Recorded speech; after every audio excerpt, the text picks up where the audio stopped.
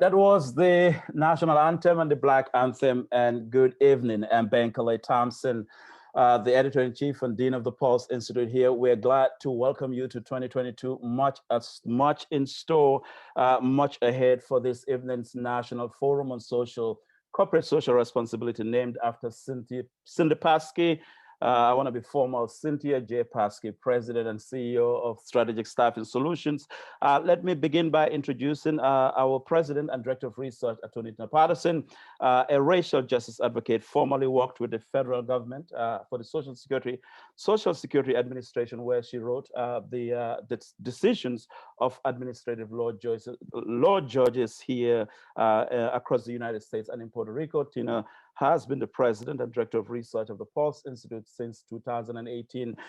Wherever you are around the world, we want to welcome you back to these virtual gatherings, important and of course of moral necessity here. Let me go straight to Attorney Tina Patterson for the opening remarks for this evening's forum launch of the Cindy Pasky Corporate and Social Responsibility Leadership Series. And of course, I'm anxiously waiting for our very own keynote speaker, Ambassador Ann Das, who is going to be talking to us tonight. Attorney Patterson, to you.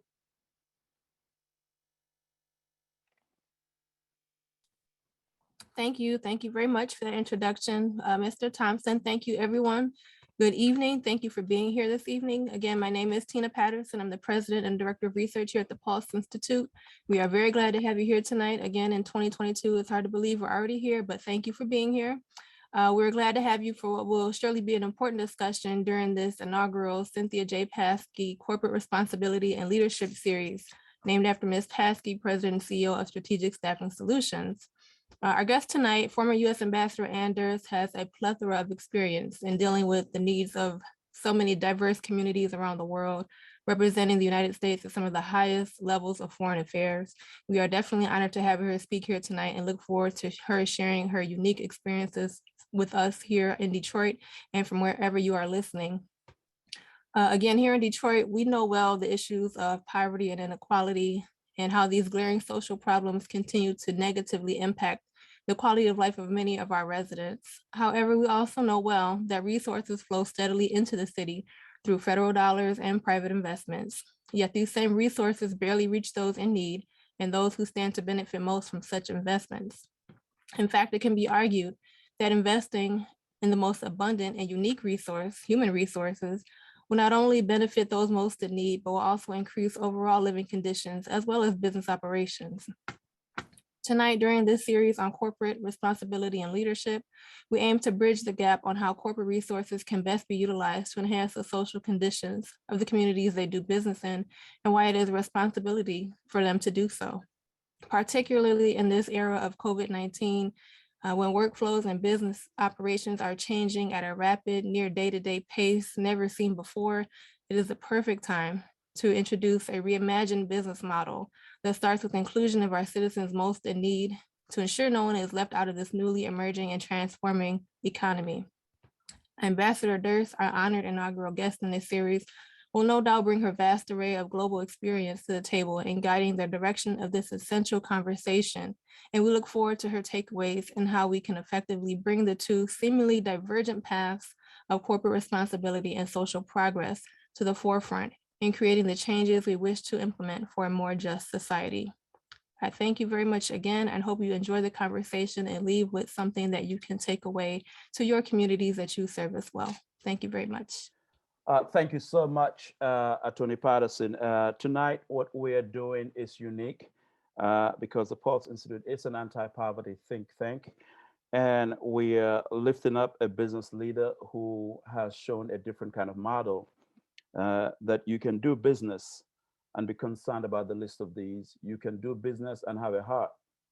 You can do business and not be concerned about the bottom line, which is why this tonight's forum and conversation is so important. When the PuLSE Institute was founded, Cindy Pasky was one of the first business leaders who answered the challenge and the call fearlessly, independently, and speaking her mind in terms of what needs to be done. So tonight's program is also a tribute to the work that Cindy has been doing and the things that she believed in. When you tuned in earlier today, you watched Andrea Bocelli. I think a lot of people on this virtual gathering like Bocelli. He's one of my favorite tenors. But I was listening to a BBC interview that Bocelli gave over the holiday. BBC traveled all the way to Italy to sit down with him for Heart and Soul. And I was amazed but not surprised. And in that interview, Andrea Bocelli uh, emerged as an anti-poverty champion. He started talking about poverty. And he talked about something that I didn't realize. There's the Bocelli Foundation. He built 3 schools in the poorest places in Italy in 150 days. And he talked about just how it is difficult to the bureaucracy that meets the need, the commitment to address issues of the underprivileged. And it was such remarkable because when we think about Bocelli, we think about his beautiful songs, we think about his rendition, we think about, him with Stevie Wonder, and so forth, him, serenading Stevie Wonder, but we don't think about Bocelli as an anti-poverty champion. And I think it's important for us to put it in perspective that those, even at the highest levels, I always believe that to whom much is given, much is expected. And this is coming from the good book, whether you're a Muslim, a Christian, a Buddhist, whatever the good book says, to whom much is given, much is expected. And I was very, very impressed. I've said, in fact, this enhances my admiration for Andrea Bocelli as an anti-poverty advocate in Italy, building 3 schools in 150 days. We're going to watch a video that highlights the commitment of what Cindy Pasky has done. Much has been said about diversity in Detroit, and I sit at a place where we get to hear industry captains spout about diversity, and it's the trendiest word. Ambassador, it's the easiest word now to use publicly if you want to feel safe, if you will. But Cindy Pasky has been reflecting diversity in her workforce long before it became a slogan here among the corporate community in Detroit. Let's watch this video highlight about the work of Strategic Staffing Solutions, which was founded more than 3 decades ago by Cindy Pasky.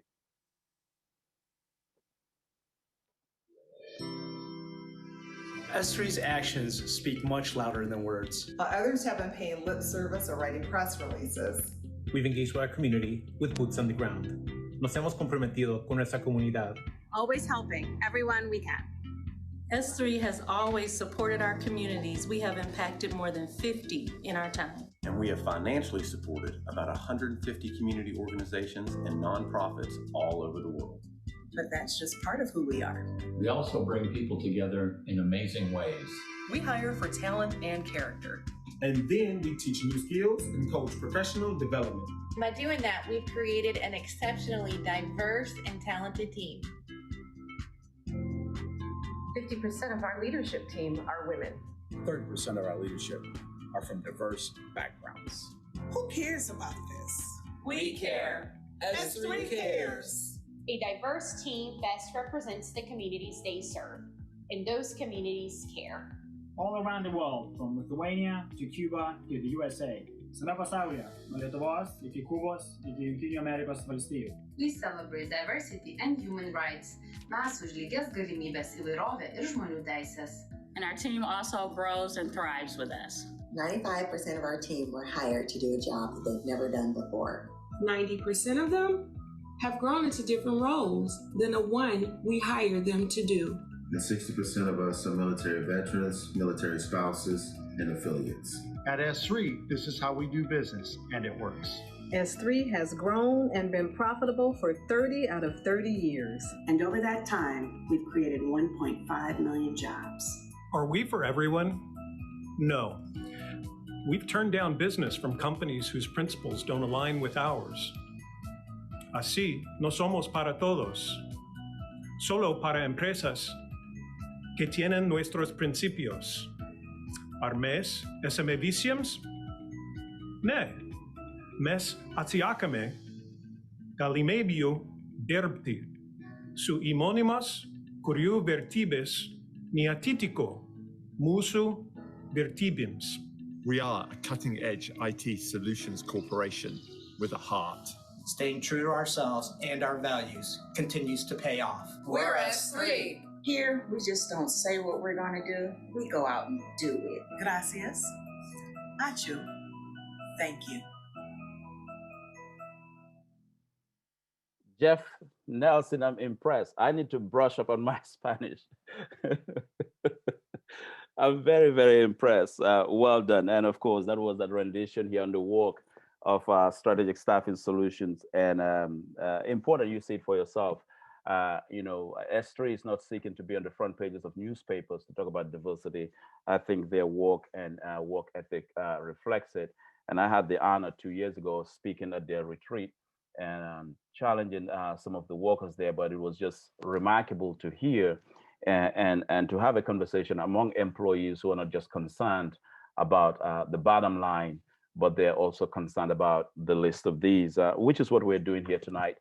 This, like I said, it is unique, it's different, but this is why the PuLSE Institute is different, and offering a different perspective, a different alternative, a different viewpoint, a contrarian viewpoint to the status quo viewpoint, if you will. Now to say off of a few words, remarks about Cindy Pasky, whom we are honoring here tonight with a corporate social responsibility leadership series, is Eric Larson, who's the president and CEO of the Downtown Detroit Partnership. Let me just say something quickly, Cindy. I didn't know that, in fact, when I saw Black Family Development, I shared it with somebody. I said, I didn't know that Black Family Development receives support from Strategic Staffing Solutions. Very important. I wanted to underline that for many reasons unstated here tonight. But let me go straight to Eric Larson for some comments about Cynthia J. Pasky, the founder, president, and CEO of Strategic Staffing Solutions. And sometimes the only woman, capital ONLY, the only woman in the corporate boardroom in Detroit. And you know what that means. Eric, it's your turn now. Bankole, thank you so much. I really appreciate this opportunity. I'm glad that we have until 7:30 for my comments, because you can't, when you start talking about Cindy, you can't stop talking about Cindy. So, but no, I am most grateful for what you do to provide really truly open, honest, and impactful conversations. And this is what tonight is all about. So thank you for that. It's also an honor to kick off the PuLSE Institute Cynthia J. Pasky Corporate Social Responsibility Leadership Series. I knew it was going to be a long title because it has to pack in a lot of substance in anything that Cindy does. And so between Bankole, you and Tina and the entire team at PuLSE, this is really an amazing opportunity to have some really important conversations. And I can't begin to express my appreciation for Cindy Pasky. She is not only my chair, so she is my boss. And so I have to speak very glowingly about her. But she is real. She is a real friend. She is a real business person. And she is just an absolutely real, socially responsible citizen. And for that, it is absolutely incredible to have her as not only a friend, but to have her in your court if you are ever so lucky. I could spend a ton of time talking about all the things that she does outside of her business. But I think the thing that is most important to me is anyone that knows Cindy knows that she is much more than one issue, one event, one community. She truly embodies a global perspective that ripples through every action and is felt far and wide. And Bankole, as you have suggested, that impact is done without a lot of attention. Often it is really the heart that is drawing that, as you said in your opening comments. I would make one correction. I have never found Cindy to not be focused on the balance sheet. I just find that she focuses on it with sympathy, empathy, and understanding. But there is a focus on the balance sheet, and that's for sure. But in fairness, many people talk about how we all lean into things. Cindy doesn't just lean in; she is always all in everything that she does. And it's not just about business. I mean, I'll never forget one early morning I got a call, and she was babysitting a 7-foot snake on the Detroit River, riverfront during a morning jog of hers. And it wasn't because she was worried about the people around it. She was worried about the snake and wanting to make sure the snake got to a safe habitat. She did the same when she started expanding into Cuba and found that there were a whole host of dogs and cats that needed rescues, and started bringing them back to Detroit for safe homes. But I think, what is most interesting is the fact that there is a foundation that Cindy is building and has built that is generational. Tonight, we're going to discuss some really very, very concerning and real issues around poverty and inequality. Cindy, as we just saw in that video, and the entire S team focuses on diversity. It is part of their DNA, and that diversity isn't just the individuals. It really is diversity of thought. It's diversity of experience, and it's diversity of opportunity. And I think that's the thing that is most important as we sit here and think about how can we move places like Detroit forward. And I know we're going to talk more on a global basis, but I really do think that a lot of the foundation that has been built will help serve that purpose. And I would just last, Bankole, wrap up, because I know we've got a full agenda with a quote that has resonated with me, but I think embodies a lot of what Cindy and the S3 team has done. And it's by a poet, Ruskin. I happen to be Swedish, not Lithuanian, so I have to go with a Swedish poet, but it's therefore as we build, let us think that we build forever. Let us not be for present delight or for present use alone. Let it be such work as our descendants will thank us for. Let us think as we lay stone on stone that a time to come when these stones will be held sacred by the hands that have touched them, and that communities will say as they look upon the labors and wrought substance of them, see this our prior generations did for us. And I honestly think that is what S3 is about. It is about making sure that what is left through their work in every community that they serve, which is over 22 countries and 49 states, is foundational and transformational. And tonight's speaker wouldn't be made possible without the kind of relationships that Cindy developed. Her father immigrated from Lithuania. She never has forgotten that fact. And I think what we'll hear today is a lot about what we can be doing as corporate citizens that do have a responsibility, Bankole, as you said, to be able to give back, but give back in meaningful and sustained ways. And so again, I am honored. Cindy, this is fantastic. You are a very, very special individual, and I am very, very blessed to have you as part of not only the Downtown Detroit Partnership team, but someone that is in my court. So congratulations. Thank you so much, Eric Larson, the President and CEO of the Downtown Detroit Partnership. I like that Swedish quote, by the way. I'm tempted to also quote Martin Luther King Jr., Archbishop Desmond Tutu, or Nelson Mandela. Nelson Mandela said, what counts in life is not the mere fact that we have lived. It is what difference we have made to the lives of others that will determine the significance of the life we live. From the great Nelson Mandela here.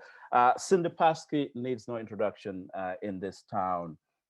She has for a long time been at the forefront, but she's a different kind of a business leader, one with a conscience, one who has a heart, a big heart, and one who does not seek the limelight per se. And I have known her for almost 2 decades. And if you know Cindy, you know she's fiercely independent. Nobody tells Cindy what to think, how to think, or who to build alliances with. And one of the things that when the PuLSE Institute was born, we were, and Tina will attest to this, just strategizing. We got to be able to push the anti-poverty conversation in the corporate boardroom. If not, we're playing checkers. We're not playing chess. So we got to be able to do that. And one of the people that we reached out to and who readily accepted and readily came on the stage of the PuLSE Institute, and it was Cindy Pasky. And she came and spoke her heart out. And she said the truth. And Cindy doesn't care whether you like what she said, whether it's politically correct or not. And I think the unvarnished truth is what I admire about Cindy Pasky. And let the record reflect that when this organization was founded, she was one of the first business leaders of conscience who came on board and had no issue, no qualms whatsoever to mount the stage of the PuLSE Institute, and did not even have to think twice, did not have to go through 10,000 senior advisors to see what the result would be here if I appear on the stage of the PuLSE Institute and get peppered with so many questions. And so I think that's what one of the things that I admire the most about Cindy Pasky, business-owned, S3 IT. Like I said, she's normally the only woman in the room, which says a lot. Some folks may not like it, but we do. The veins and the roots of the All Boy Network still remains very much alive. And I think Cindy's rise to where she has been in fact a remarkable defiant statement against the All Boy Network.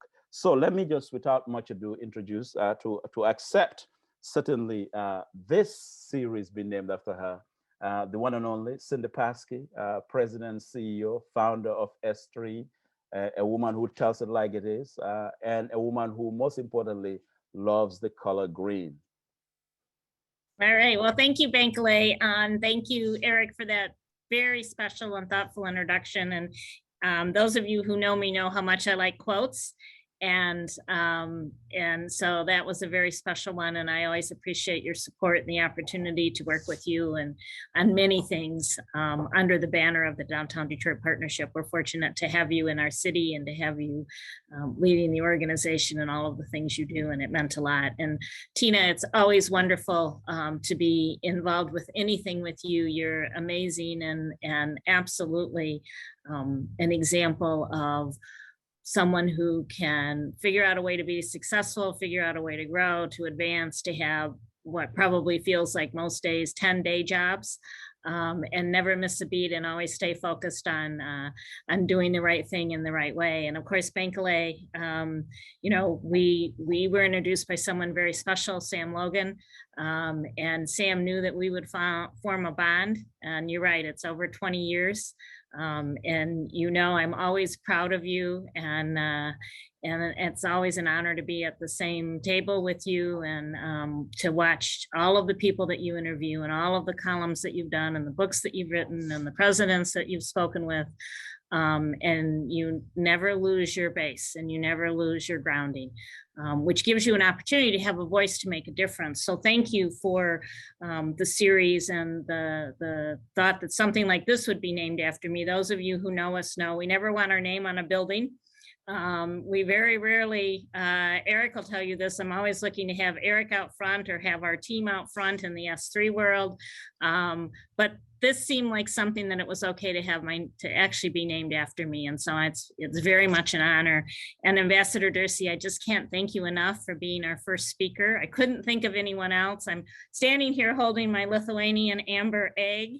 And if anyone who knows us, Jeff would know this, if I can tell by looking at the ambassador, if we stood up next to each other, we would look like we just walked out of a meeting together in Lithuania, which we did a lot of, and had a lot of opportunity to get to know each other, understand our backgrounds. And I am always in awe of everything that Ambassador Dursey has accomplished and continues to accomplish, the places she served in the United States and in the world. And then to have had an opportunity to work on driving change together, and still trying to do that, right? So thank you so much. It's just an honor to have you start what we want to have be a forum that helps communities and it particularly helps the business world understand that not only should they make a difference, but they can. And it's absolutely necessary, as Bankole said, not just in Detroit, but around the world. So I really, really appreciate it. And we're very anxious to hear you, Ambassador. So I'll turn it back over to Bankole. Thank you so much, Cindy Pasky. We're coming to our keynote speaker, Ambassador Ann Dorsey. She quite an accomplished woman, diplomat, plenipotentiary, extraordinaire, you would believe it, but she was so humbled. We've had a couple of Zoom meetings before we arrived here tonight. She said, she first didn't want to do this. I said, but there's a decree, and it was not from King Herod, but there's a decree that you're going to be the keynote speaker. I said that Cindy Pasky thinks very highly of you, and we crossed out a lot of names, and I don't need to mention the names here. Um, uh, Mary Masana will tell you, but Cindy wanted you to be the keynote speaker. And when I got to speak to Ambassador Ann Dorsey, it became very clear because I saw the nexus between theology. She's an ordained deacon. She went to theology school. I saw the nexus between theology and diplomacy, theology and international relations. You gotta have a heart to be in theology school, and I said, this explains it all why, uh, our search for a keynote speaker to kick off this series led to her. Let me fulfill all righteousness and read what is written, and I'll add a few words before we bring our keynote speaker here this evening because you're not here to hear me. She's a former United States ambassador to Lithuania 2009 to 2012 and to Azerbaijan from 2006 to 2009. She has held high-level positions managing economic relations at the U.S. mission to the European Union in Belgium, the U.S. embassies in Korea, the Philippines, and of course, she was also the last U.S. commissioner at the Tripartite Gold Commission. She was a special assistant for Asia 1993 to 1995, executive assistant to the Undersecretary of State for Economic Business, Agricultural Affairs. In 2004-2005, Ambassador Dorsey assisted in establishing the new U.S. Embassy in Iraq, the reconstruction of Iraq, where she headed the economic section. She worked as director for biodefense policy at the Homeland Security Council at the White House from 2005 to 2006, helping to write the president's plan for fighting pandemic influenza. Now, this got my attention because we are in the midst of the COVID virus and we're praying to be delivered from COVID. She retired from the State Department in 2012. She's an ordained minister in the Episcopal Church. She attended the Wesley Theological Seminary in Washington, D.C. Ambassador Dorsey is a deacon in the Episcopal Diocese of Washington and a minister for community engagement at St. John's Norwood Episcopal Church in Chevy Chase, Maryland, where she worked since 2014, supporting advocacy and ministry on social justice issues, including racial equity, food insecurity, gun violence prevention, support for immigrants and refugees, and of course, addressing the vexing question of homelessness. So we have tonight a keynote speaker who is not perhaps coming out of the typical parlance of diplomacy, if you will. You don't hear ambassadors who are theologians, if you will, who return back to the church, working on issues like homelessness, the refugee crisis, racial equity, and so forth. So we are honored tonight to have a woman of extraordinary credential, but a woman who is so humbled. And I've found her to not only be pleasant, but really remarkable, and one who is driven by a strong conviction. And she's using the power that has been vested in her, the gifts that has been vested in her, to help make our world a better place. And perhaps I wish that we could have more ambassadors who have some sort of a theological inclination or maybe a theological conviction, because that tells me that they do have compassion. That tells me that they can look at things from the human lens as opposed to from just a draconian policy prescription. So help me welcome to the PuLSE Institute. She's the first ambassador, former US ambassador, former top diplomat to come before the PuLSE Institute. We've had many speakers before this institute. The Undersecretary General for the United Nations, Dr. Natalia Kanem. We had federal bankruptcy judge Mark Randin. We have Dr. Julius Garvey, the last remaining son of Marcus Garvey. And we had Minnesota Attorney General Keith Ellison. And of course, we also have the Reverend Dr. Frederick Douglass Haynes, who gave the invocation at the National Memorial for Nelson Mandela. Many, many speakers have come before this institute, but none has been a former United States ambassador. So welcome to Ambassador Ann Dorsey from the Episcopal Diocese of Washington, which is another title she has. She's wearing that hat tonight. Thanks again for accepting our invitation to be the speaker. And I want to formally welcome you to the PuLSE Institute. Well, thank you, Bankole, so much for that very generous introduction. I'm truly delighted to be with you and Cindy and everyone who's here tonight to launch the Cynthia J. Pasky Corporate Social Responsibility Series at the PuLSE Institute. And I want to congratulate you on this important initiative. Cindy Pasky, as we've seen here tonight, as a corporate leader and an engaged citizen, is a model. And she has been a model and an inspiration to me since we first met when I was the US ambassador to Lithuania.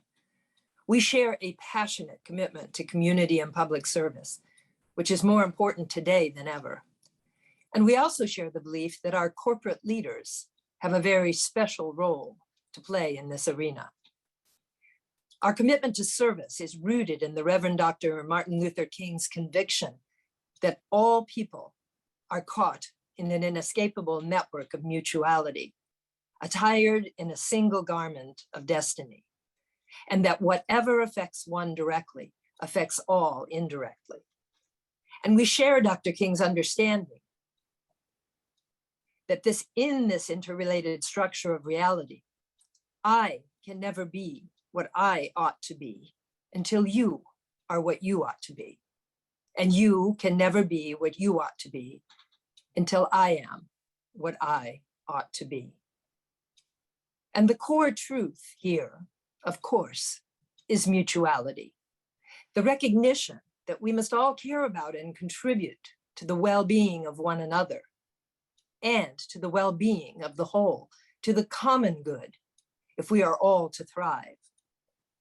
And what's most inspiring to me about Cindy and S3 is how she and her team personally, and S3 as a company too, have internalized and live out this ethos as corporate leaders. S3 has made support for the well-being of others and the well-being of the community part of its corporate mission and part of its bottom line.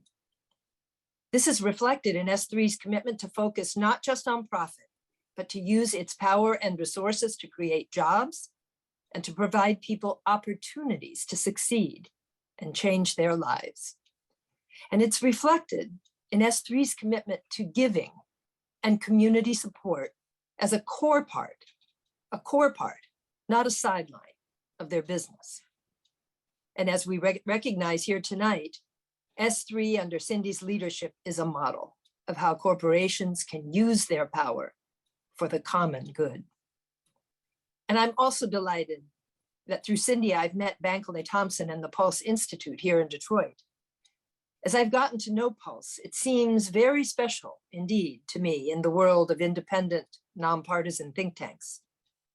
Bankley is a passionate advocate in the fight against the poverty and racial and economic inequality that persists in our society when it should not even be tolerated.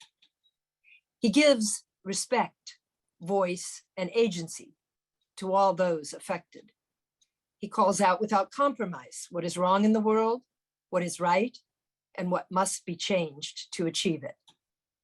This truly makes Bankley a social prophet and PuLSE an increasingly powerful forum for the prophetic voice to be heard. And we need such prophets today. Through this lecture series, Cindy and Bankley, S3 and PuLSE are uniting and deploying their corporate and prophetic power to provide leadership and a new forum to spark change and help people. I'm honored to join the launch because we need such leadership now. My own life experience as both a diplomat and clergy has convinced me of these truths.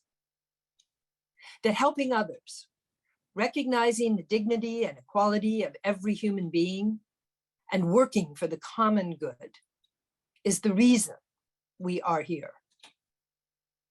That we all have power to one degree or another to promote change. And that it is incumbent on every one of us to use our particular power, whether it is great or small, to build and sustain a society in which all can thrive. And you know, it's when we lose sight of these truths, when false prophets urge us to put ourselves and our selfish interests above all else, no matter what the cost to others, that communities begin to fray and break down, and people become indifferent or hostile to their fellows, ignoring, disrespecting, dehumanizing, even destroying one another. Consider what is happening in America today. Our politics have devolved into tribalism with an authoritarian cast, with some threatening and even increasingly employing violence and lies to achieve political ends. Our voice through our vote, our very democracy, is at risk from those who are putting power and political self-interest ahead of our values and the common good. A global pandemic menaces us all due to a virus which respects no borders. Yet, we fail to cooperate adequately on a global scale to vaccinate everyone, ensuring the virus will continue to circulate, mutate, and harm us all. And right here at home, some reject masks and life-saving vaccines on dubious grounds of individual and even religious rights, ignoring the indisputable costs to everyone else.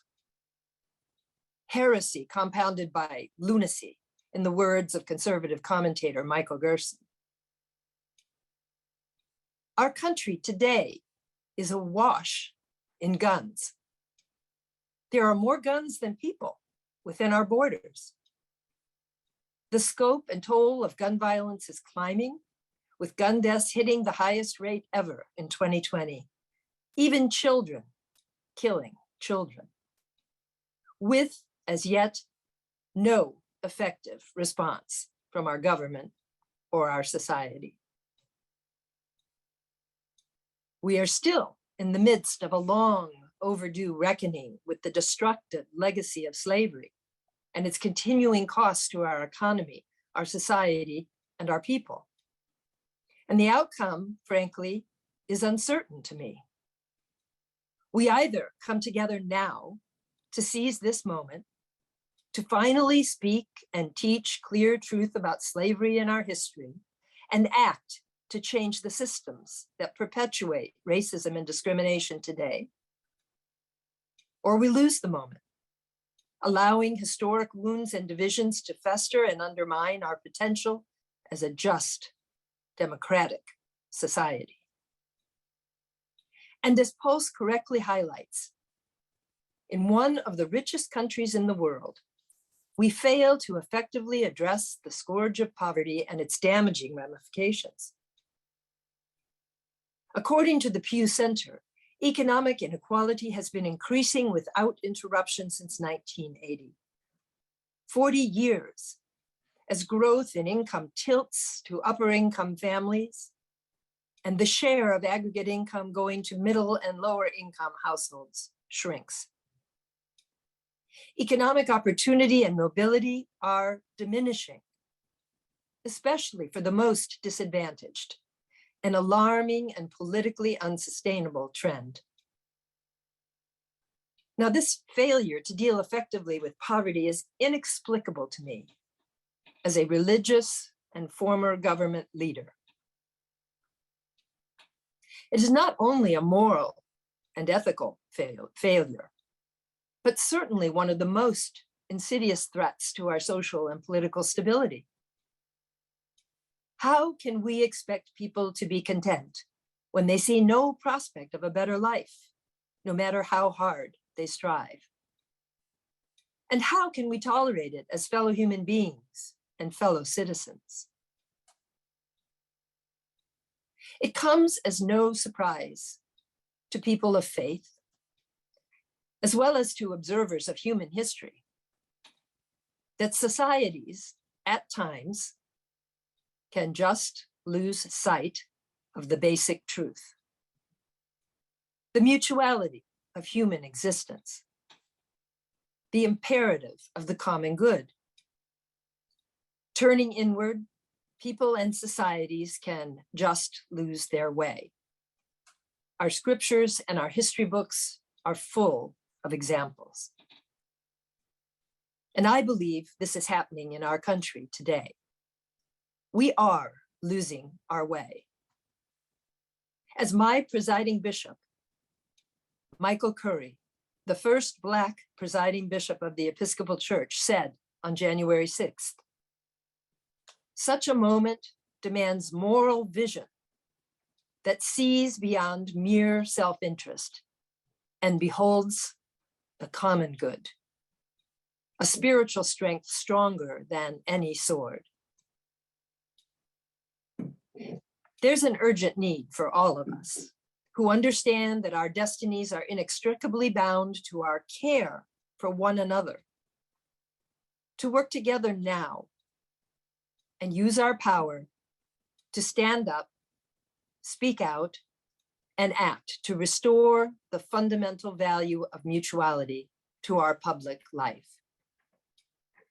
And I believe we can do this. Let me tell you why. I represented our country and defended its values around the world for 30 years. I am keenly aware that America has never fully lived up to its ideals in its history or now. I am nonetheless convinced that the vast majority of us hold these ideals as an inspiration to guide us and as a goal to strive for, to form a more perfect union. And we recognize, as our founders explicitly stated in the Constitution, that this work is never done. Bishop Michael Curry, again, reminds us when he preaches that, no, our democracy is not perfect, but it offers the best hope yet devised for government that fosters human freedom, equal justice under the law, the dignity and the equality of every human being made, as the Bible says, in the image of God. And Curry adds, the preamble to the Constitution wisely reminds us that each generation must continue the evolving work of forming that more perfect union. In my career as a diplomat, I've lived and worked and visited in countries that do not have such a lodestar before them, and that are vastly less free, vastly less prosperous, and vastly less equal than the United States. Yet even in these places, I've seen the tremendous power that people united around a common vision and values committed to the common good can generate to defeat even profound challenges and bring positive change. On a very grand scale, I think of the reconciliation of bitter former enemies in Europe after World War II, unifying around common democratic principles and joint economic projects to rebuild and to forge a free and peaceful European Union. Or the People Power movement in the Philippines in 1986 that galvanized millions to peacefully oust a cruel dictator and spur economic and social development in a poor, populous nation. The Baltic Way united the people of Latvia, Lithuania, and Estonia in 1989 in the Singing Revolution. The Singing Revolution, another massive movement of peaceful resistance, this time to the occupation of the Baltic countries by the Soviet Union. The Baltic Way helped spark the collapse of the USSR in 1991, liberating the Baltic nations and allowing their integration into the West. On a more personal scale, in my work as a US ambassador, I learned how using the weight of my office and the influence of the US government to tackle important social problems could advance not only our policy goals, but important moral, and ethical values. For example, uniting with Lithuanian women's groups, sympathetic Lithuanian legislators, and many of my diplomatic colleagues from other countries serving in Lithuania to secure passage by the Lithuanian parliament of a law to criminalize domestic violence in a country that had no such law and in which 60% of women reported violence in the home. Or working to build a coalition with local Lithuanian leaders, Israel and other countries, the US Holocaust Memorial Museum, and international nonprofits fighting anti-Semitism, to support the efforts of the brave Lithuanian leaders who were seeking, after many years, to acknowledge and provide redress for the terrible legacy of the Holocaust in their country, where over 90% of Lithuanian Jews were murdered during World War II. Or working with Cindy Pasky and S3 in several public-private partnerships to help people in Lithuania. One, to convince the Lithuanian government to abolish Soviet-era labor market restrictions that stifled job growth and economic opportunity for many, while benefiting just a few. And another public-private partnership to create the first high school exchange program in Lithuania, offering scholarships to the US to qualified students of any background, not just to those from elite schools. Certainly, such efforts went beyond the bureaucratic confines of the job, but they were the right thing to do. And we had the power to do them. So we did. In my new life as a deacon in the Episcopal Church, there's no question that loving my neighbor, serving the common good, and helping others to do the same is the core responsibility of the job. Engaging the church and the world to serve the vulnerable and oppressed is the particular charge of the deacon in the Episcopal Church, and the reason I became a deacon.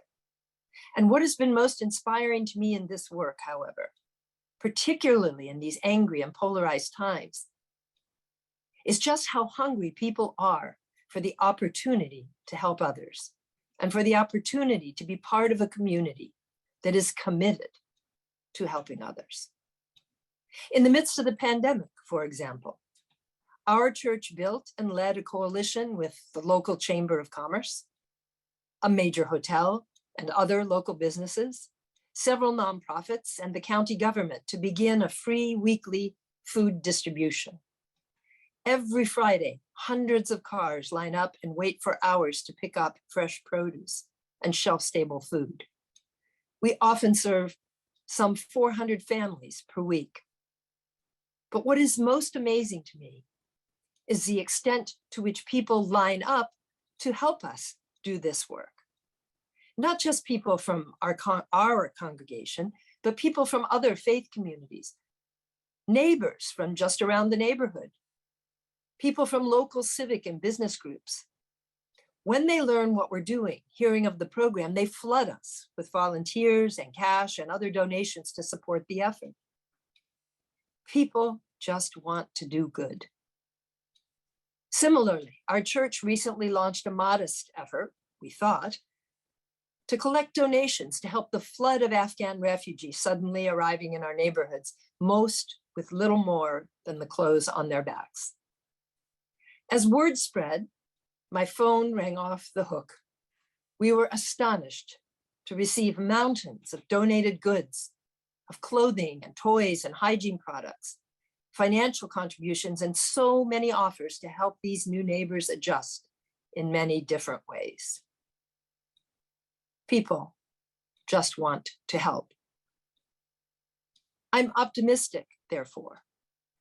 Our ideals as a nation, the equality and dignity of all, the right to liberty and justice, appreciation of strength and diversity.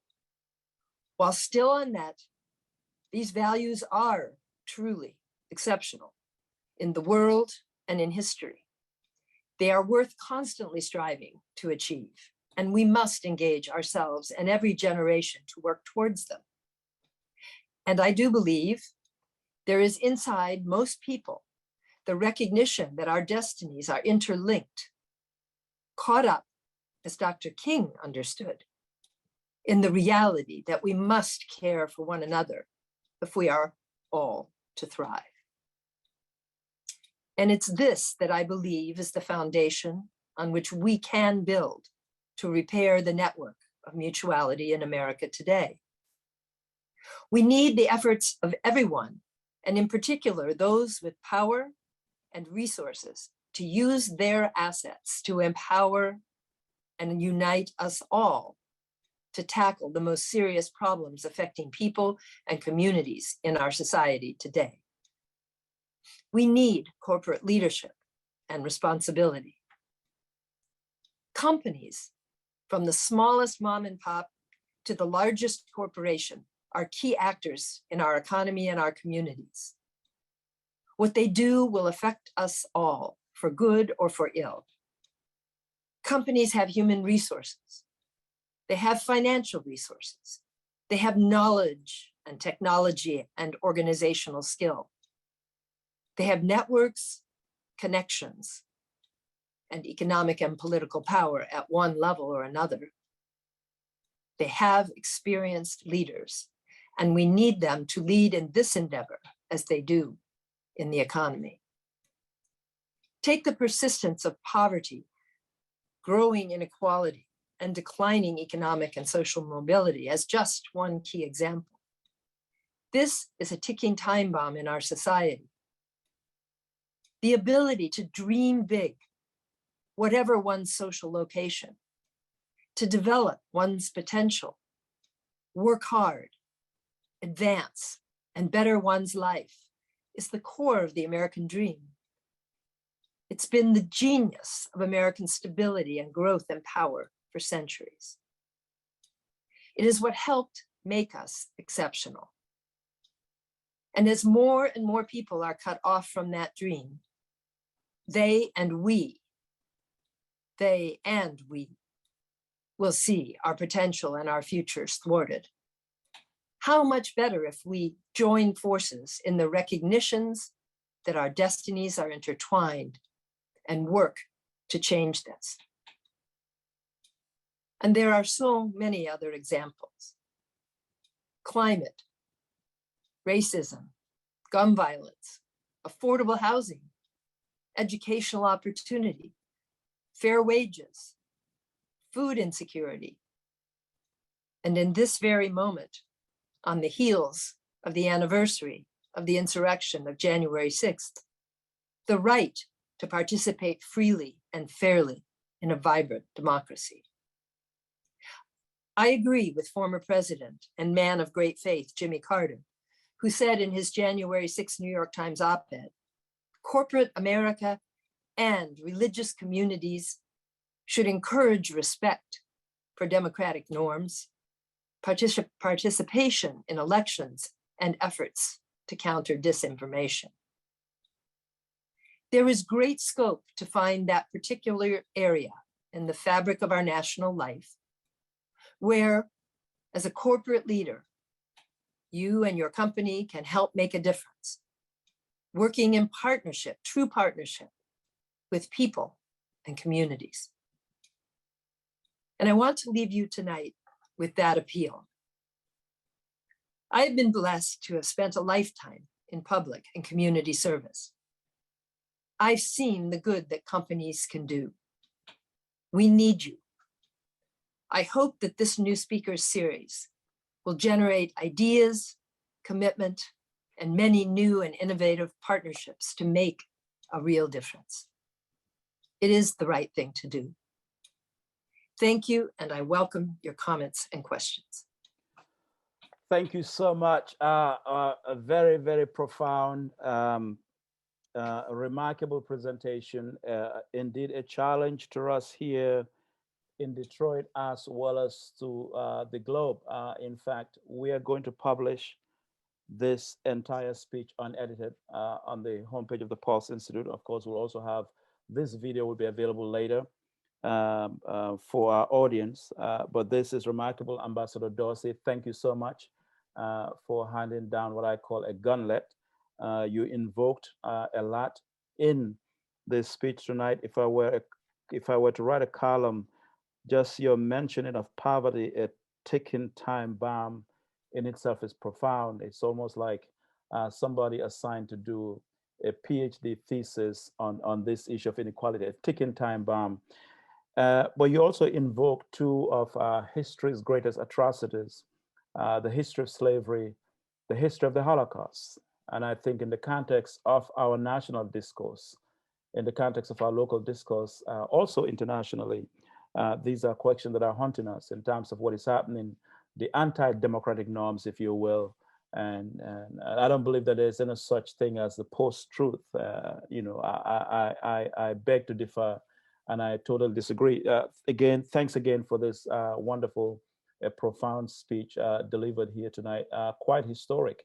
Like I said, I've never seen an ambassador with a theological unction and the background of international relations put together. And you certainly have done that tonight in a very, very remarkable performance. If you have a question, I have a little of questions for Ambassador Dorsey tonight, former United States ambassador who handled economic relations for the United States at the European Union in Brussels. The email is info@thepulseinstitute.org, info@thepulseinstitute.org. If you have a question, send us your questions here for the remaining part of the Q&A here. I want to just want you to delve a little bit further.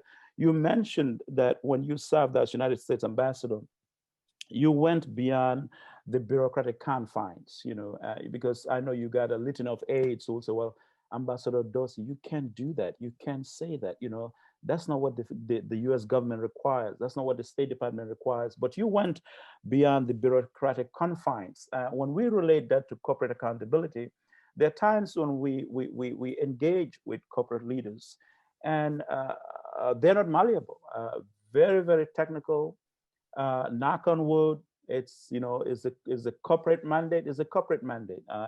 It's a mandate written by Wall Street. It's a mandate written by those who love to ring the bell on NASDAQ, and that's just a script. There's nothing. Well, there's inequality in Detroit. There are people suffering. We got homelessness. It's the Wall Street script here. Talk a little bit more about how you were able.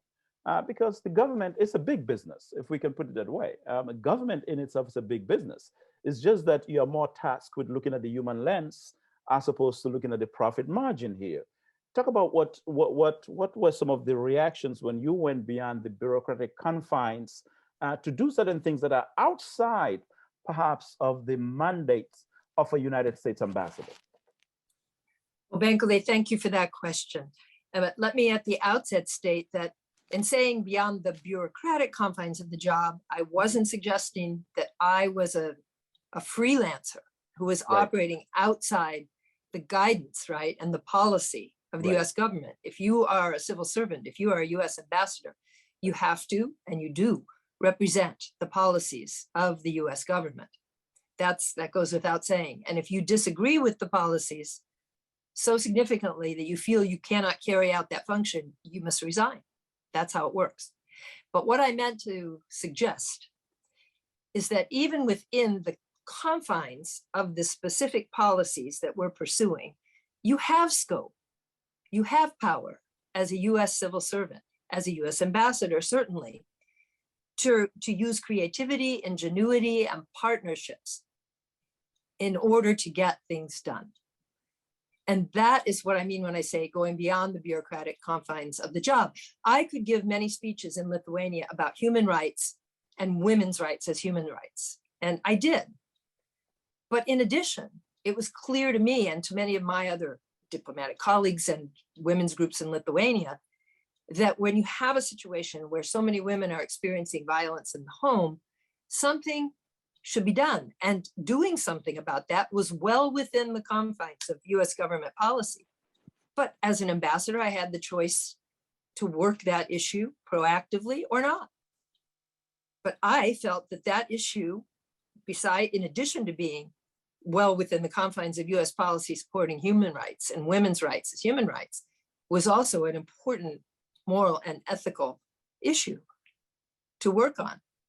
And so that is why I put time and effort of my embassy and our staff into working to achieve that outcome.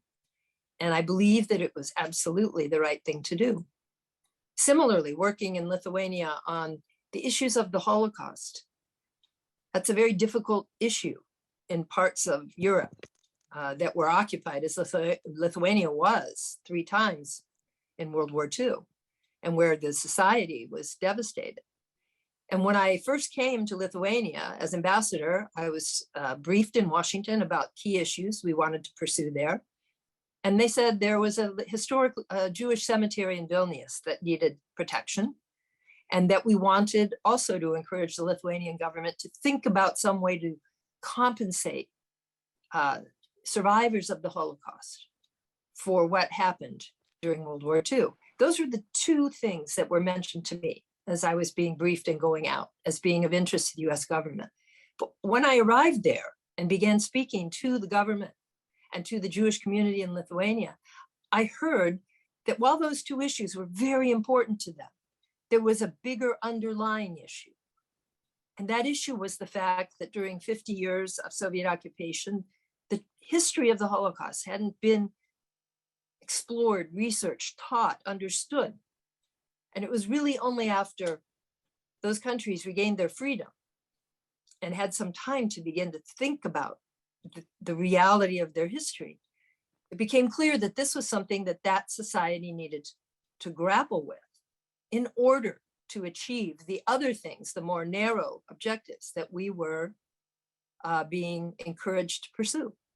So again, within the context of US government policy, wanting to encourage Lithuania to become more democratic and deal with difficult history, we worked hard to have a series of seminars to help educate people who were going to become high school teachers of the Holocaust about how do you teach the Holocaust. We worked hard to bring over speakers to have public presentations and discussions and encourage that. And we were working with the Lithuanian government of the time, which also was pursuing the goal of trying to discover and address that difficult history. And you know, I often think about that effort that we made in Lithuania, which I believe contributed to forces in Lithuania that were trying to do the right thing. They did pass a law to help provide compensation to survivors of the Holocaust. They did protect that cemetery, but they did many, many more things in which they, really tackled that difficult history. Well, I think about that a lot these days with the discussion we're having in America on race. Right. This is important. We need to address this issue, just as we were encouraging Lithuania to address its difficult history. America needs to address our difficult history for the very same reason, because we can't realize our full potential as a strong democracy if we ignore that's a bad choice of words. If we ignore the dark, tragic experience that we had in our country with slavery and the costs that remain in our society today. I was just thinking about that, the juxtaposition of that, the Holocaust and slavery here. And, sometimes I find myself befuddled by all the events that are taking place, and where we're caught up between, whether we are bifurcating between either reconstruction or emancipation here, and the things that are happening democracy-wise, the attack on voting rights. Just a couple of days ago, we read about the person away of Lani Guinier, former civil rights champion, legal scholar at Harvard University, who was a fierce advocate of voting rights. And I'm beginning to wonder, though, Ambassador Dorsey, given where you sit, for a long time, the United States has been championed as a paragon of democracy, the rule of law, and you name it. Democracy was perhaps, or the rule of law was perhaps one of the best products we've exported to the rest of the world. And now we are at a point where we're facing perhaps a disintegration, if we're not there yet, but almost it's all over in the air. And I'm reading the other day that Canada, just neighboring Canada here, they're watching with bated breath, just in the event something were to happen here. talk about that from the seat that you once occupied, how serious that is, what must be done. But also, I've come to find out that, business leaders, the economic elites do have a responsibility. Dr. King talked about this, and Archbishop Desmond Tutu talked about this. In apartheid, he said it was not the illiterate white people who were pursuing apartheid. He said it was the seminarians. He said it was the economic elites, the political elites who were mostly white. And Dr. King said a similar thing, Martin Luther King here in America, just about the fact that the racism and Jim Crow was propagated by those with economic and political power.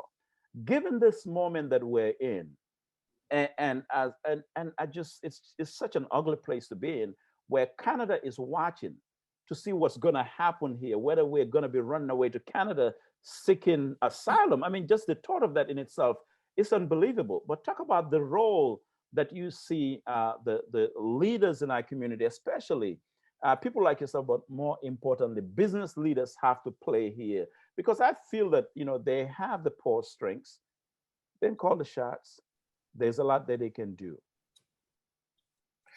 Well, first of all, let me say that as a former U.S. ambassador, our strength abroad and our ability to defend our values, defend our security, defend our prosperity depends very much on our strength at home, and not just our economic strength or our political strength, but our moral strength. If America was great on the world scene, it's because America was good, even though we weren't perfect. We know we weren't perfect. We know we didn't meet those ideals, but we set ourselves as a country the goal of trying to meet and striving constantly to meet those ideals. That's why I mentioned it in my speech. I think it is so important. Intentionality is crucial. And as a country, our intention is to form a more perfect union. And as our presiding bishop said, we must teach every generation to do that. And I am not surprised to see that we are in a moment now, the whole world is in a moment where democracy is under assault. There is a spirit in the world. And frankly, I'm a person of faith. I believe that evil exists. I believe that evil can inhabit individuals and societies and systems. And we must all work to defeat it. And so when I see these trends in America, it does not make me happy because it undercuts our position globally. It's very difficult to defend the values we know to be true when we're not respecting them at home. So we have a lot of work to do here at home.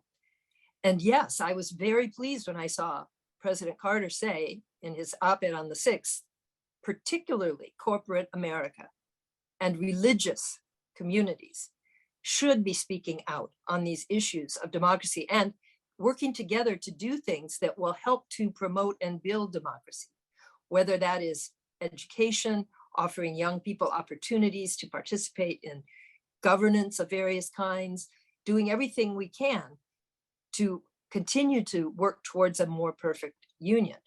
Religious communities, advocacy on behalf of democratic values in the Episcopal Church is considered a spiritual discipline.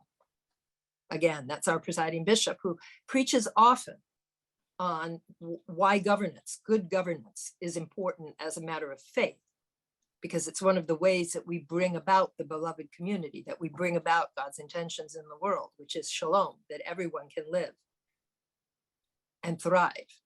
So from my perspective, both as a deacon now and as a diplomat before, we need to engage in this struggle peacefully, but we have to stand up and speak out and resist the anti-democratic forces we see in our country. And I do honestly believe that we have the strength to do it if we unite and work together. And working with companies like what I did with Cindy Pasky in Lithuania was inspiring to me, because when you join forces like that, or work we do now in my role as a deacon with companies to address various issues, whether it's helping the Afghan refugees or that coalition I mentioned that we built to provide food security, with companies involved, the Chamber of Commerce involved, Rotary clubs, Kiwanis, other faith communities. I mean, if we unify, we can do this. We can do it. And it's very much in our interest to do it, because the prospect of not doing it and moving more towards an authoritarian or autocratic system is to me very grim. talk about lots of questions coming in here. One of the questions was about how do you stay engaged when it becomes so obviously tiring, if you will. You know, you've been in the fight for so long. How do you stay engaged to ensure that you're on top of the issues? To ensure I'm on top of the issues in terms of being knowledgeable, or just not losing faith? No, well, maybe both. I'm not losing faith. How do you stay engaged on the issues? Because you get to a point where you feel like it's almost counterproductive what you're doing, because the more you're fighting to address homelessness, the more the numbers saying we have more homelessness, the more you're pushing on issues in Detroit on the issue of poverty. The census says, you've only gone by what, less than 1%. You still have poverty as an overarching issue. How do you stay engaged? Well, as a person of faith, I stay engaged because I know that the world is broken and that the world requires us all to be engaged at all times. You know, people often quote the Bible and say, the Bible says that the poor are always with us, with the implication that there's nothing we can do about it. It's really just the status quo. It's just the way it is, and we should just accept it. That is not what the Bible meant, in my view. When the Bible says the poor are always with us, it was a recognition of the fact that at this time, the world is indeed broken. But the fact that the poor are always with us means we have an obligation, we have an opportunity to work to change that. And so I see myself very much as living in the world of already not yet, as they say in Christian theology. And I think there are similar ideas in many, many other great faith traditions, that we know that there are problems. We know that there is evil in the world, but we believe in some greater power and in some greater power of good, and we will work towards it at all times. So I can get tired, but I don't ever get truly discouraged, because I don't see that necessarily success means that we can solve it all tomorrow. But I do see that success is working in partnership every day to make a difference in some way for someone else. Another question I have for you, Ambassador Dorsey, is there's a new viewpoint emerging. Perhaps not a viewpoint, always been around, but I think they're rephrasing it this way: ethical capitalism. And we've been having conversation with a prominent national CEO of a major company who wants to come and speak at the PuLSE Institute. And the pitch from them is that, you know, they've been pushing ethical capitalism. And I kind of want to get your take on that, because it's almost like the very definition of capitalism is now evolving. And some business leaders are choosing to make the distinction between what is ethical capitalism and what some of us, you know, culture critics will call vulture capitalism, which is the winner takes everything and nothing on the table but the bells in Wall Street and NASDAQ ringing every morning, and they're smiling to the bank. I want to kind of get your take on that, though. What do you think about this new notion of ethical capitalism? Well, first of all, the one thing I would say is that, and this is not my original idea, it's something I've read or learned somewhere along the line. Ethical capitalism is made up, well, capitalist systems are systems, and they're made up of capitalists. So the question is, are the capitalists ethical in what they're doing? And if the capitalists are ethical, they can ensure the system is ethical. Now, I understand there is a kind of philosophy that's backed up by some research, I think, that says companies can do well by doing good. That if they, you know, bring externalities into their concept of how they do business, taking account of the climate or job creation or any of those longer term, all of their constituencies, not just shareholders and profits. And if they take a long-term view on doing business and what they're doing and the impact on the community, that they can actually do well by taking that ethically oriented view. But to me, that's doing maybe the right thing, but for the wrong reason. Doing good in that sense because they want to do well. And an intention is very important. The intention with which you approach something is very important. I mean, you've heard of toxic charity and performative philanthropy, right?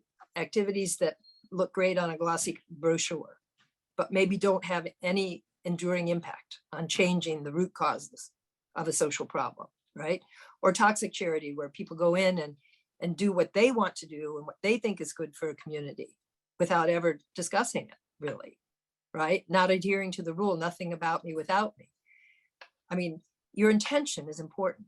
So I would hope that those who are believe in ethical capitalism are approaching it as ethical capitalists, because they think and know that it is the right thing to do. Our destinies are intertwined.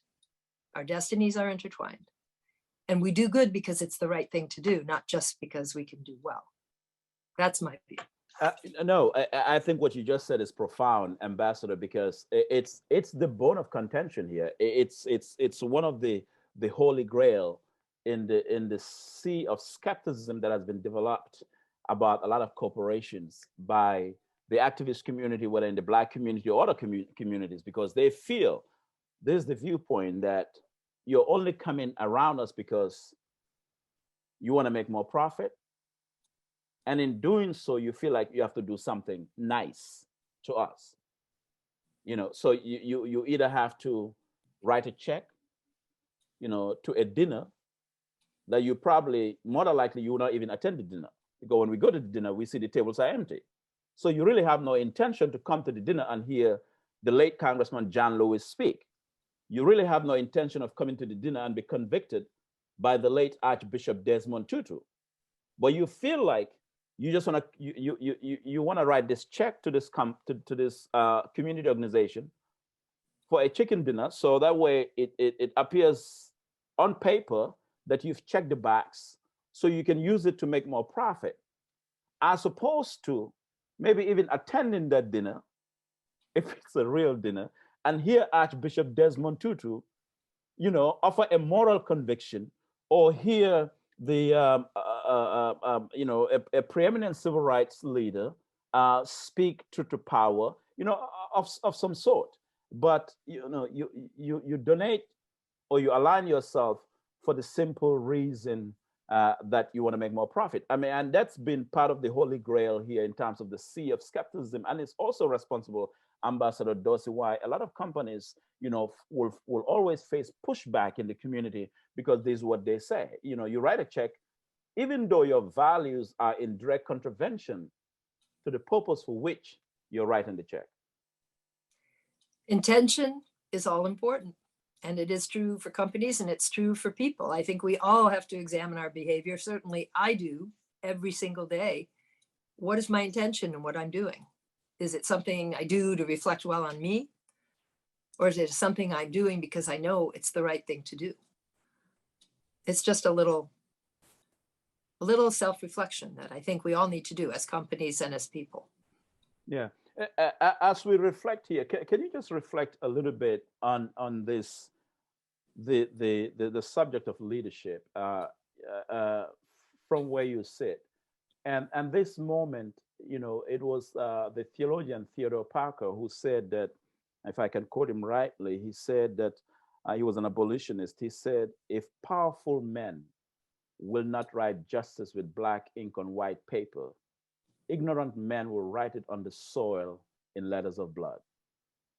Talk about leadership here at this point, because there are lots of people who are confused and scared. I get a lot of emails, Ambassador. I wake up in the morning and sometimes I'm wondering, people send me an email and they said, what you wrote is the first thing I'm reading while I'm having breakfast. People are scared. There's a state of panic here. Talk about the importance of bold leadership, if you will, and especially with the corporate community that, historically we've been told always adopts a conservative, a laissez-faire hands of posture on issues. Well, I think there was a time when we divided life into those spheres where economy was viewed as something somehow separate from sort of the fabric of life in a way. And people did focus on maybe narrower sets of interests and concerns, primarily focused on economic issues. I'm not saying, and would never say, that companies shouldn't focus on, doing what they do and making profits. But that isn't what I think should be driving what they do in their communities. What they should be doing, like all of us, we live in an interconnected world. We live in a network of mutuality. And what we do as individuals or as members of faith communities or as members of a company, it is going to impact the whole. And we cannot just ignore that fact anymore. And it's positive in a way. In a way, it's very positive that people are starting to think more broadly about economic activity from that perspective. And we want to do exactly what you're doing here tonight, Michael, by recognizing it when people, individual leaders like Cindy and companies like S3 do that. It's really important that we hold out those examples. It's also important that people from all spheres of life stand up and speak about moral issues and values and do it forcefully. I believe that, I've been lucky to have a platform as an ambassador and a platform now as a religious leader to help every day to speak out. Speaking out is very important for the reason you mentioned with your quote. If people, of goodwill are not standing up and defending what's right in terms of our values, it leaves the field open to people who are not of goodwill and who are, in my view, usually just pursuing naked self-interest. It's that simple, which is a human failing. We all have it, but we all have to work hard to fight it. Yeah. This question comes from Attorney Patterson from the PuLSE Institute, the president of the PuLSE Institute. She said, how do you rebuild a post-COVID economy that does not leave unskilled, low-wage workers behind, almost the same as rebuilding an economy ravaged by political disaster in your experience as a former ambassador? How do you, what do you see right now in this post-COVID economy? Because I think a lot of people are on the edge. A lot of people are suffering. A lot of people have basically shut down because of just the imposition of this pandemic. Right. Well, I think one thing that the pandemic did for us was it really stripped the mask off some of our conceptions about how our economy works and who's important in our economy. And I remember all the essential workers. And by that, I mean people like the hospital workers, of course, but the people who were driving the metro buses during COVID, or people who were performing other essential functions during COVID. And we suddenly realized just how much we depend on people who didn't have the luxury of staying at home and working by Zoom and staying out of the line of fire of the virus. And I think that it's really important that we not lose those lessons and that we think very hard about how we can bring those people along in our society, recognizing with new eyes, I hope, just how important the work that they do to sustain our society is. And although I was an economic officer in the State Department, I'm not an economic analyst, and I don't know what policy prescriptions I would give, but I would say, we know, because we saw it with our own eyes, what people who often aren't being paid a living wage, people who can't afford to rent an apartment in any county in this country, a 2-bedroom apartment because wages are too low. We've seen that, and we've seen that we have to do something. We have to do something about this. So I'm totally in favor of working to give people more opportunity in whatever way possible. I'll have to look at people who are more skilled in terms of the actual policy prescriptions to say what that should be, but that should be the goal. Yeah. Let me actually give some predictions because from where you sit as a former United States ambassador, you've dealt with delicate information. When you look at where we are today, our democracy, this fight against poverty, which you've called a ticking time bomb, where do you see this nation a decade from now? Where do I see the conversation? Where do you see us as a nation a decade from now, 10 years from now? Where do you see us? Right. I'm concerned when I see the dissatisfaction that people are expressing about our way of government and our economy, that people are losing trust. And I see it happening in parts of the country that have experienced some economic devastation and parts of the country that have struggled for years to achieve some kind of economic prosperity. And I think that if that continues, people will not have faith in our form of government. And so we need to make sure that our government is addressing those issues of the economy, of employment, of being able to develop one's own potential. As I said in my speech, the American dream was always based on the idea that you could advance, and that nothing necessarily, even though it wasn't true for everyone in every circumstance, I know that, but for many people, they were able to achieve a potential they could not have achieved where they came from, for example. And if we don't continue to sustain that openness that allows people who want to work hard to develop their potential, then you're going to see people lose faith and, you know, turn against the system. So I really think we're at kind of a crucial moment in our country right now. I think it's true with respect to democracy. I think it's also true with respect to people just believing that they can have a life, the kind of life that that we all aspire to. And if we don't take steps to address that, it's going to be not good in 10 years from now. But I believe that one of the most important things we can do, whether it's corporate responsibility or religious communities or civic groups, one of the most important things we can do at a personal and local level is to give other people opportunity. If it's a scholarship or an investment that allows someone to somehow better themselves, I mean, that's one of the most important things we can all do, is give someone an opportunity, because that's what sustains us. If we can look ahead and look forward and see that by dint of hard work, we can do better. We can develop our potential. Yeah, remarkable and profound. And it's that opportunity that is where the debate is here in Detroit. When it comes to the recovery, that's where the debate is in New Orleans, in Washington, D.C., in Atlanta. It's about the question of opportunity, though. But I want to end, as we end this Q&A, I want you to reflect here with us.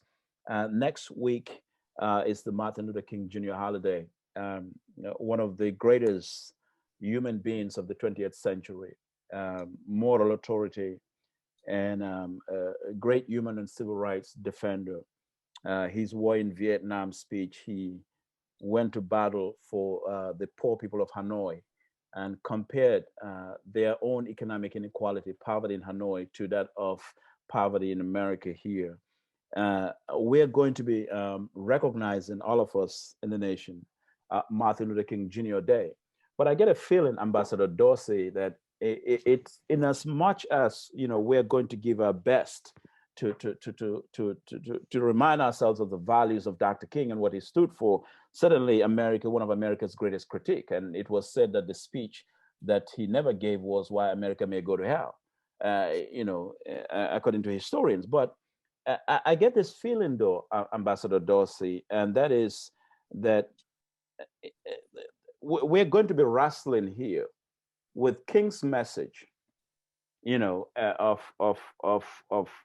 hope. He had a message of hope when he gave, you know, I mean, when you read his Nobel Peace Prize acceptance speech in Oslo, it was filled with profound hope in it. You know, I refuse to accept this. I refuse to accept nightmare. You know, all of that. But I get this feeling that when you juxtapose his crusade, if you will, or his pilgrimage to what is really happening now, I'm wondering, though, how do you plan to recognize Martin Luther King Jr. Day next week, with all of the seeming contradictions and the chasms that are surrounding us, almost in a state of, you know, apathy, if you will? Well, thank you very much for asking that question. And let me tell you what we're going to do in my church for Martin Luther King Day. First of all, you should know that in the Episcopal Church, again, under the leadership of Bishop Curry, we've taken very seriously Dr. King's vision of becoming beloved community and being a society in which we believe shalom for all will exist, where everyone can thrive. And we've worked for several years in our church to develop our work on social justice matters, including racial equity and justice. And after the murder of George Floyd and the other events that occurred around that time, that whole effort took on a new and really inspiring momentum. And we are going to launch on the 16th, a program, a 7-week program in our church, through which we're going to look at our baptismal covenant and what it means for racial justice. What does it mean when we say we will work to respect the dignity and equality of all, that we will work to fight evil, that we will work to promote justice? We say these things in the Christian church. What does that mean with particular specificity to advancing racial justice? And we are doing that on the heels of having completed a really challenging curriculum that the Episcopal Church has developed called Sacred Ground. Have you heard of Sacred Ground, Bankole? No. In the Episcopal Church? I can't remember if we discussed it in previous conversations, but the Episcopal Church developed a very rigorous curriculum that looks at the reality of US history and the reality of discrimination, racism, intolerance against many groups, against Black Americans, against Native Americans, against Asian Americans in our history. And we offer that in our congregations in groups of 10 or 12 people, for example.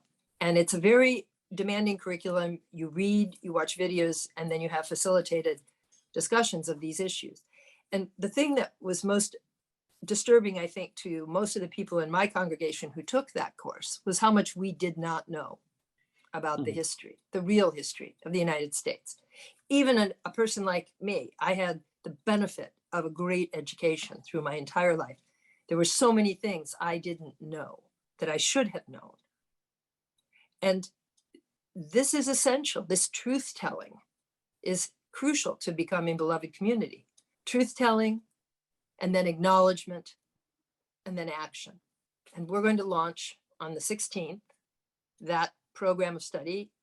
And the purpose of it is to develop a statement of acknowledgement, repentance, and action with specifics about what we want to do to become an anti-racist church and what we want to do to be a more powerful force in our community for change.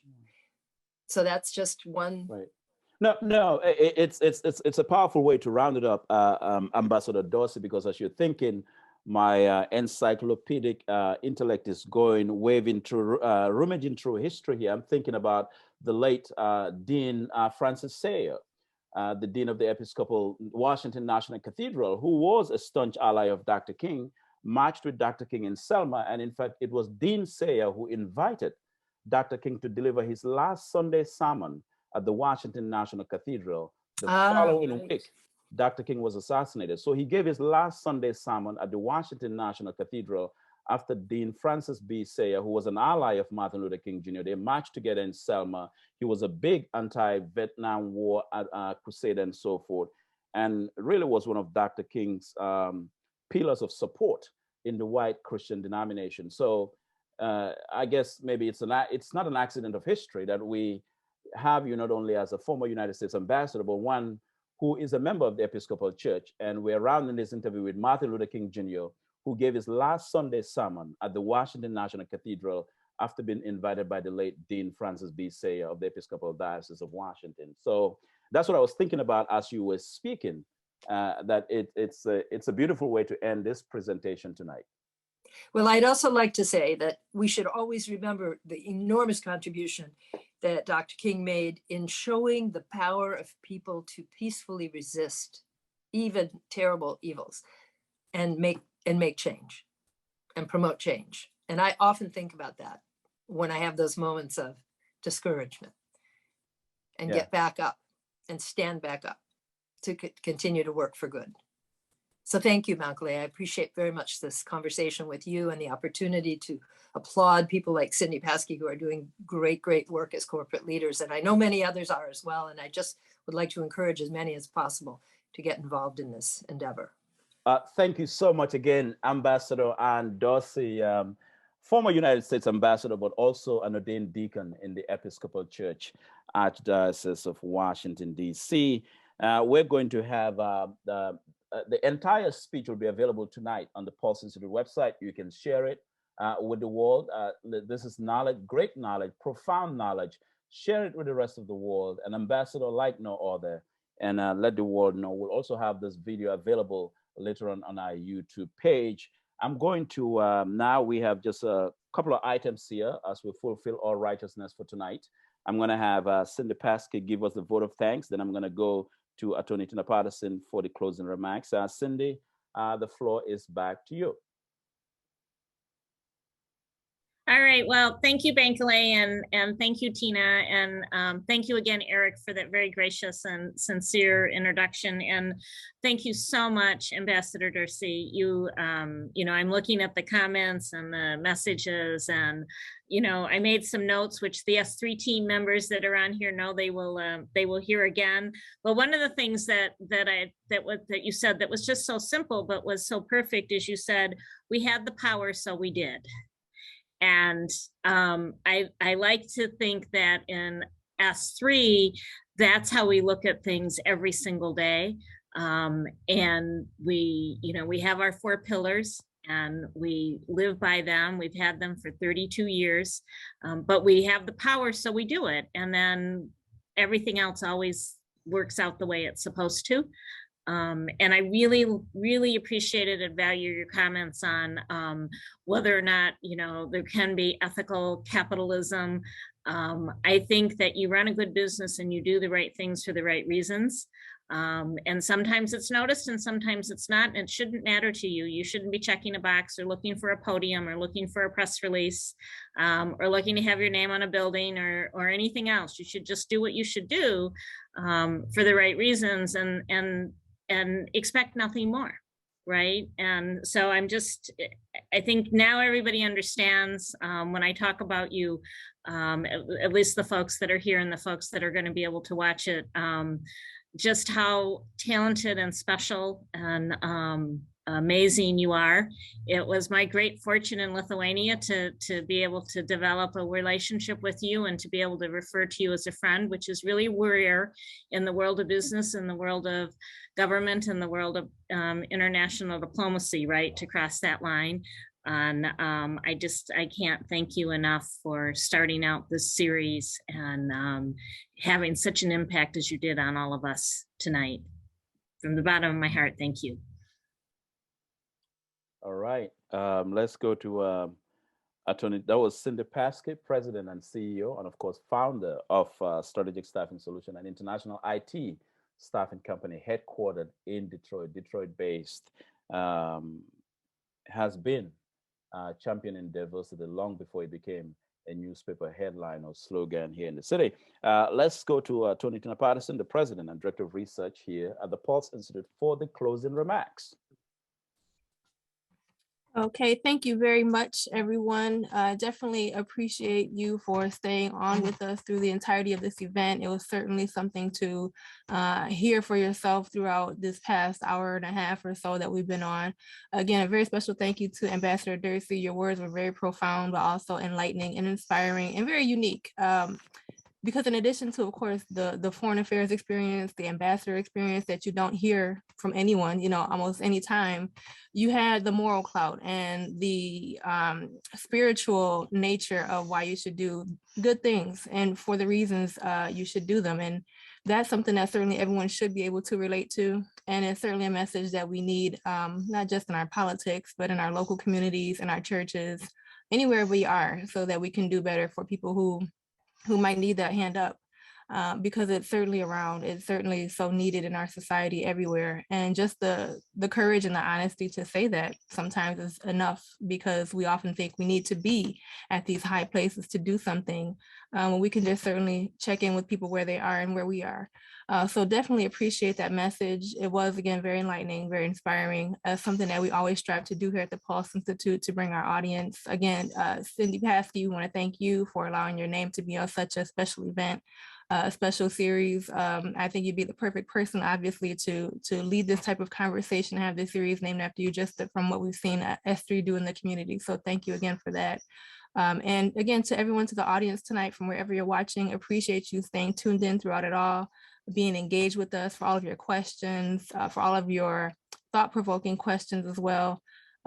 Thank you. We hope that this meant as much to you as it did to us. We see the comments coming in. We appreciate the responses, and we are very excited that this is how we're kicking off 2022, and for us to be able to continue to bring you more of these kinds of programs where you have these very unique conversations, where you have these very encouraging spaces to be able to say the things that everyone needs to hear nationally, but that we don't get.